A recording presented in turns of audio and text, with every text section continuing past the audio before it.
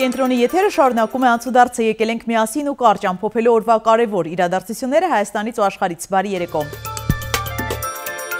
Օրը սկսվել է հոգևորականների բերման ենթարկելով լինգերով զինված մարդիկ են ժամանել Արագածոտնի թեմի առաջնորդարան և գործի անցել։ ԱԾ-ի հետ խուզարկել են Մկրտիչ Սրբազանի կեցավայրն ու Տեր Փարենի տունը։ Մկրտիչ եպիսկոպոս Պրոշյանը Գարեգին II կաթողիկոսի քրոջ որդին է։ Սրբազանին տանելու են կալանքի, նրա նկատմամբ քրեական հետապնդում են հարուցել հավաքների հետ կապված ու քվեարկության արդյունքների վրա ազդելու համար։ Իրազեկ քաղաքացիների միավորման ղեկավար Դանիել Իոնիսյանը խոստովանել է, որ իրենք են դիմել իրավապահներին գնալ Հովանավանքի հոգևոր հովիվ Տեր Արամի հայտարարության հետքով։ Հանրայինի եթերում նա ասել էր, ընդդիմության հավաքներին մասնակցել է վերադասի հրահանգով, որն ըստ էության Արագածոտնի թեմի առաջնորդ Տեր Մկրտիչ եպիսկոպոս Պրոշյանն է։ Իրավապահների ուշադրության կենտրոնում հայտնված Տեր Փարեն Քահանա Առաքելյանն էլ սոցցանցում ակտիվորեն տարածել է ազատազրկված սրբազանների դատավարությունների մանրամասները։ Քննչական կոմիտեն պարզաբանում է, գործողությունները քրեական վարույթի շրջանակում են, գործ է հարուցվել իշխանական կամ ծառայողական լիազորություններն օգտագործելով հավաք անցկացնելուն կամ դրան մասնակցելուն խոչընդոտելու, հարկադրելու, ինչպես նաև հավաքին մասնակցելու կամ հրաժարվելու նպատակով նյութապես շահագրգռելու դեպքի առթիվ։ Մայր աթոռի խոսնակն էլ հայտարարել է տեղի ունեցողը եկեղեցու դեմ արշավի տիրույթում է։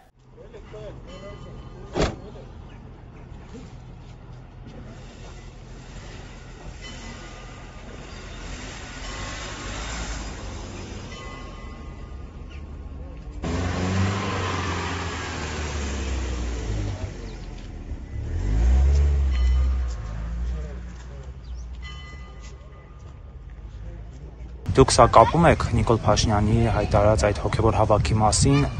պարզապես այս ձևով սկսեցին հավաքը, սկզբում հոգևորականներին այսպես ասած հավաքել արշավը նոր չի, որ սկսվել է եւ բնականաբար մարգույր պիտի լինել չհասկանալու համար, որ այդ արշավի մի տեսակ նաեւ շրջանակներում էս ամեն ինչ որ տեղի ունի։ Կհաջողեն իշխանությունները Նիկոլ Փաշինյանը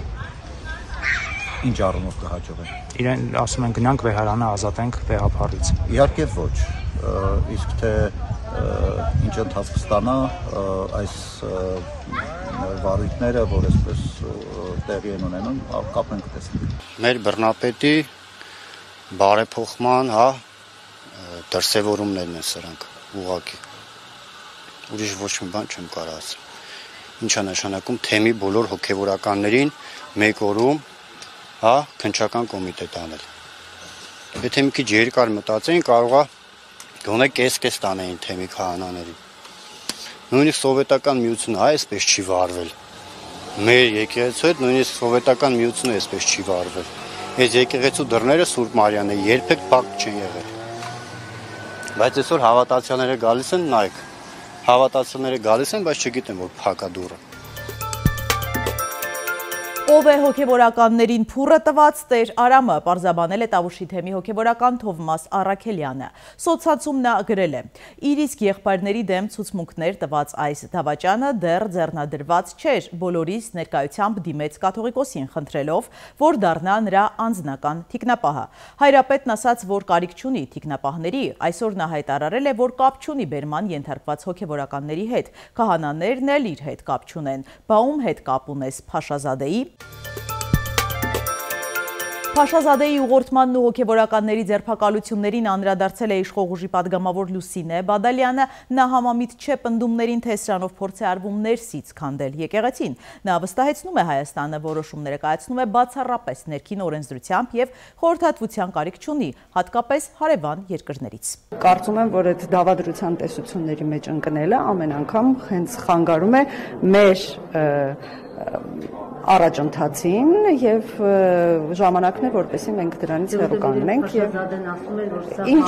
ես էլ այսօր կարող եմ շատ ուրիշ բան ասել, այսինքն իմ մեկնաբանությունները ուղիղ կապ են տեսնելու, մի քիչ ինքնասիրություն է պետք ունենալ, էլի ես առավել քան վստահ եմ, որ նույն Ադրբեջանում ամեն այստեղ ինչ որ մեկի կամ նույնիսկ պաշտոնյաների ասածները այդպես հալած յուղի տեղ չեն ընդունում եւ կարծում եմ, որ սա շատ վատ սովորություն է, որից որ պետք է հրաժարվել բացվել եւ նաեւ հասկանում եմ ինչու է դա, անընդհատ կապել, այսպես հիշեցնել Փաշազադեին, նրան բերել ինչ որ օրինակներ, որպեսզի ժողովուրդը այսպես ամրապնդվի այն կարծիքը, որ ամեն ինչ իշխանությունները անում են Ադրբեջանի պատվով։ Հակակոռուպցիոն դատարանը շարունակում է քննել Սամվել Կարապետյանի կալանքի երկարաձգման հարցը, 3 սկսված ու 8 ժամ տևած փակ նիստից հետո Կարապետյանի փաստաբան Արամ Վարդևանյանն ասել է 52 հոգանոց քննիչների խմբի միջնորդությունն աղերս չունի իրավաբանության հետ։ Այսօր արդեն փաստաբաններն են ներկայացրել իրենց հակափաստարկները։ Սամվել Կարապետյանը մոտ 4 ամիս է արդեն ապօրինաբար ազատազրկված է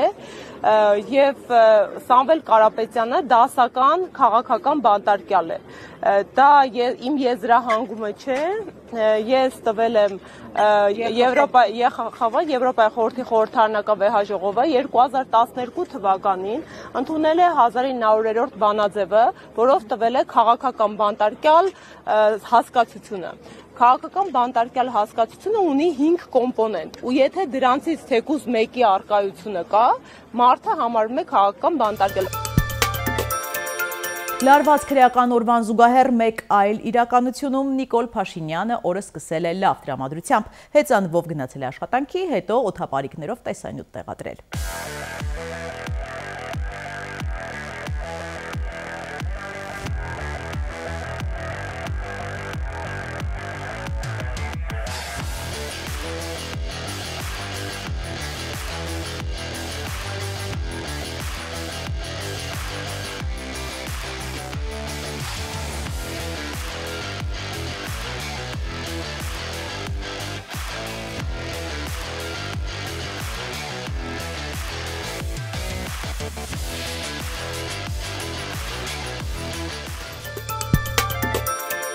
Իսկ Լոռու մարզում կրակոցներ են հնչել 3 ըստ Շամշյանքոմի ծեծկրտուկն ու կրակահերթը ՀՀԿ-ական նախկին падգամավոր Արկադի Համբարձումյանի տան մոտ է եղել։ Ձերբակալված 10 անձի թվում է նաև նրա որդին։ Քննչական կոմիտեն հաստատում է, որ քրեական վարույթը խուլիգանության դեպքի առթիվ է։ Սպիտակ քաղաքի Այգեստան փողոցում գտնվող տան մոտ խումբը վիճաբանել է ու կրակել մեկը մյուսի վրա։ Հարևանները նաև նշում էին, որ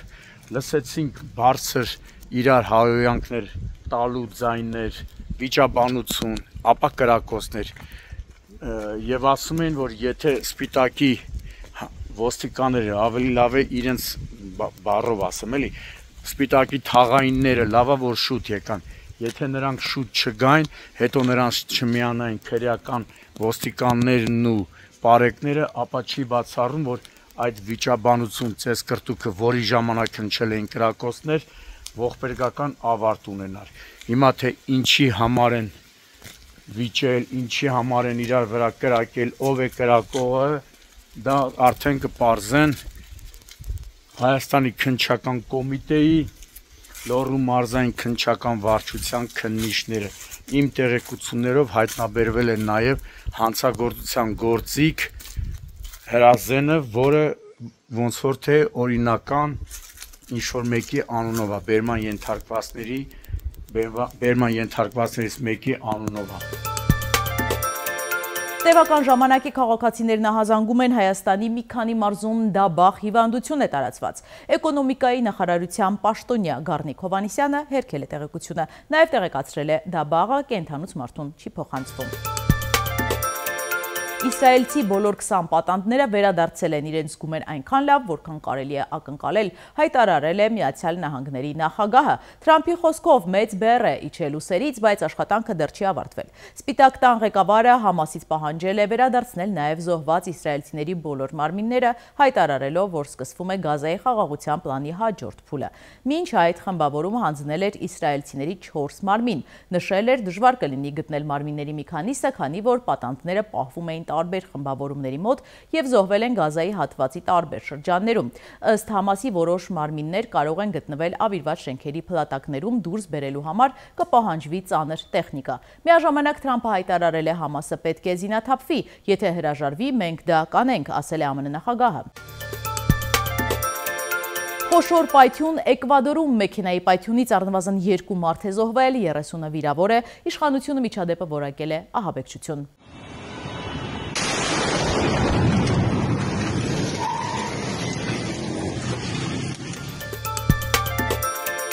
Իսկ ահա Ուֆայում բեռնատարը, որը չի կարողացել արգելակել, միանգամից 11 մեքենա է վնասել, նույն մեքենայում գտնվող 2 մարդ է մահացել։ Առաջարկում եմ միասին ծանոթանալ մամուլի հրապարակումներին։ Հրապարակը գրում է ազգային ժողովի ԿՊԱ-ական պատգամավորները կմեկնեն Թուրքիա, ազգային ժողովի նախագահը ստորագրել է կարգադրություն։ ԵԱՀԿ խորհրդարանական վեհաժողովի աշտանային նստաշրջանի աշխատանքներին մասնակցելու համար 2025 թվականի նոյեմբերի 16-ից 20-ը Ստամբուլ գործուղել ԵԱՀԿ ԽՎԸ-ում ԱԺ պատվիրակության ղեկավար ազգային ժողովի արտաքին հարաբերությունների հանձնաժողովի նախագահ Սարգիս Խանդանյանին, պատվիրակության անդամներ Մարիա Կարապետյանին, Լիլիթ Մինասյանին, Արթուր Հովանիսյանին, պատվիրակության քարտուղար ազգային ժողովի աշխատակազմի արտաքին կապերի վարչության միջազգային կազմակերպությունների բաժնի գլխավոր մասնագետ Մարիամ Հաջի Հակոբյանին։ Մարիամ Հաջի Հակոբյանն ազգային ժողովի փոխնախագահ Թուրքիայի հետ բանակցություններում Հայաստանի ներկայացուցիչ Ռուբեն Ռուբինյանի կինն է։ Թուրքիա մեկնող ԵԱՀԿ պատվիրակության կազմում չկան ընդդիմադիր պատգամավորները, մինչդեռ այս պատվիրակության կազմում են պատգամավորներ Լիլիթ Գալստյանը եւ Աննա Մկրտչյանը։ Ընդ որում Գալստյանը պատվիրակության հիմնական անդամ է։ Պատվիրակությունը եւս 2 հիմնական անդամ ունի՝ Սարգիս Խանդանյանն ու Մարիա Կարապետյանը, մյուսները փոխարինողներ են։ Սակայն փոխարինողները միշտ մեկնում են գործուղման, իսկ հիմնական անդամ Լիլիթ Գալստյանին փաստորեն արգելել են մեկնել, ինչն աննախադեպ է։ Ի դեպ Լիլիթ Գալստյանը ազգային ժողովի նախագահի կարգադրությունից է իմացել, որ չի ընդգրկվել պատվիրակության կազմում։ Ազգային ժողովից փոխանցեցին, որ այս հարցի վերաբերյալ ավելի ուշ պարզաբանում կտան։ Հրապարակը նաև գրում է. Շենգավիթի նախկին թաղապետ Ռազմիկ Մկրտչյանը 3 ֆեյսբուքյան իր էջում հայտնել է, որ որոշել է դուրս գալ քաղաքացիական պայմանագիր կուսակցությունից, սակայն նա չի նշել, թե որն է նման որոշման պատճառը։ Վերջին ամիսներին առավել քան երբևէ զգացել եմ Շենգավիթի բնակիչների անկեղծ աջակցությունն ու հավատը։ Դա ամենամեծ գնահատականն է, որը կարող է ստանալ յուրաքանչյուր պատասխանատու մարդ։ Հպարտություն է լինել համայնքի մի մաս, որտեղ վստահությունը ձևավորվում է գործով, իսկ միասնությունը փոխադարձ հարգանքով գրել է Մկրտչյանը։ Ռազմիկ Մկրտչյանը Շենգավիթի վարչական ղեկավար էր նշանակվել 2018 թվականին 26 տարեկանում։ Պաշտոնավարումից 7 տարի անց այս տարվա հունիսի 10-ին նա ազատման դիմում ներկայացրեց։ Իսկ դրանից օրեր անց նրան մեղադրանք առաջադրվեց եւ նա կալանավորվեց։ Մկրտչյանը 2 ամսով կալանավորվել էր հունիսի 14-ին, հետո խափանման միջոց փոխվել էր տնային կալանքի, հոկտեմբերի 13-ին էլ վարչական հսկողության եւ բացակայելու արգելքի։ Իսկ հաջորդ օրը նա հայտարարեց ՔՊ-ից դուրս գալու մասին։ Նախորդ շաբաթ հորդառատ անձրևներից եւ ջրհեղեղներից Մեքսիկայում առնվազն 64 մարդ է մահացել, եւս 65-ը անհետ կորել է, ջուրը մեքենաներ է քշել տարել։